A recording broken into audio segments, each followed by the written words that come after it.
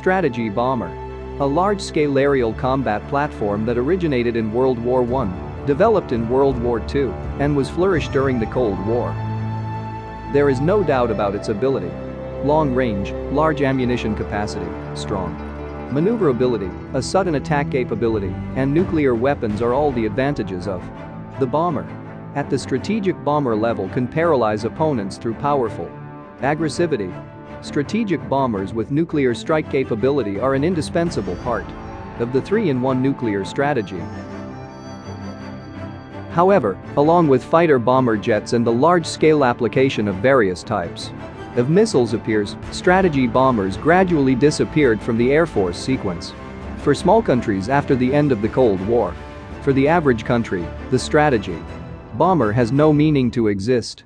Not only difficult to develop, also expensive to manufacture and maintain, but the most important thing is that it is not used at all.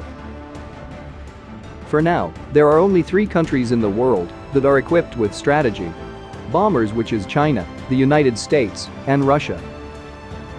With the arrival of the American B-1B Lancers and the Soviet Union's Tu-160, the strategy bombers have become the exclusive equipment of big countries, and only strategy bomber can develop by these 2 countries. After the United States launched the B-2 Spirit stealth bomber in the late 1990s, a unit price of only US $2.4 billion was enough to make most countries fear. Strategic bombers have gone from being randomly built in the past to being a mythical today. Is it really not suitable for modern warfare anymore?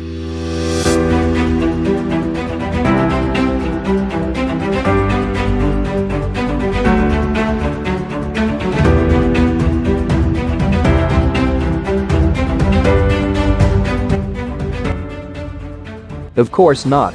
Modern strategy bombers are not only suitable for modern warfare, and their role in future wars is still very powerful. First, in the competition among big country, bombers are the most efficient and flexible conventional or strategic deterrence method. Compared with the strategic nuclear submarines or launching land-based intercontinental missiles, the effects and costs of using strategic bombers for strategic cruises in some sensitive areas are more affordable. From the perspective of deterrence, strategy bombers are the most cost-effective strategic equipment.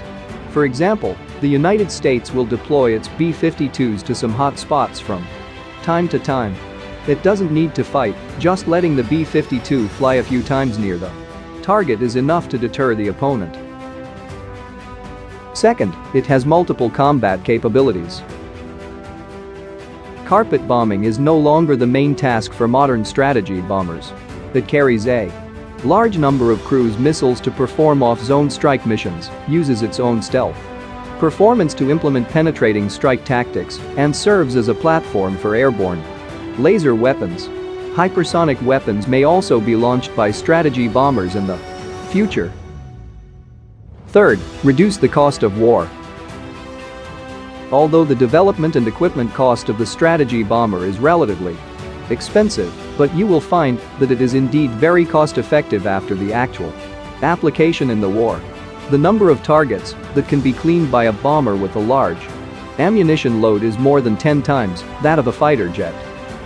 For example, in the Kosovo War, the number of B-2 dispatched by the United States only accounted for about 3% of the total dispatched by all fighters, but it hit 33% of all targets hit by the Air Force. In the Afghan War, the number of American bombers dispatched accounted for about 20% of the total number of fighters dispatched, but the ammunition dropped accounted for 76% of the total airdrop volume. Still taking the US military as an example, without air refueling, the B-2 can cover a distance of 6,000 miles, the B-1B is 7,500 miles, and the B-52H is 8,800 miles. In contrast, fighters jets such as F-16CD, F-15 or F-A-18 have a range of about 1,000 miles. Therefore, in the case of a big battle, the strategy bomber can save a lot of expenses. Of course, if there is a local conflict, dispatching the bomber would be make a big fuss over a minor issue. Now you can see that the fifth-generation fighter jets are highly praised by countries all over the world. Almost all countries with an aviation industry foundation have come up with their own fifth-generation fighter plans, such as India, Japan, South Korea, Turkey and many. But have you ever heard that countries other than China, the United States, and Russia are planning to launch bomber projects? No. For those countries that do not have a strategic depth, strategic bombers are burdening them. A few fighter bombers are enough to meet their needs. Another reason is that the development of such large aerial platforms is more difficult than imagined. Aircraft carriers seem to be very difficult to build, but the research and development of the current stealth strategic bomber is several times more difficult than building an aircraft carrier. The US Air Force have the world's most advanced stealth bomber B-2. The other two models are B-1B and B-52, and B-21 Raider is coming soon. The Russian Air Forces are equipped with Tu-160, White Swan, Tu-22M and Tu-95.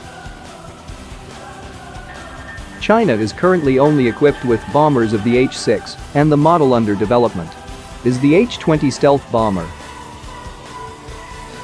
Although the United States, Russia and China have different starting points in the bomber field in the past, but these three countries seem to have a little bit of consensus on the research and development of next-generation bomber projects, which is use the aerodynamic layout design similar to the B-2 bomber.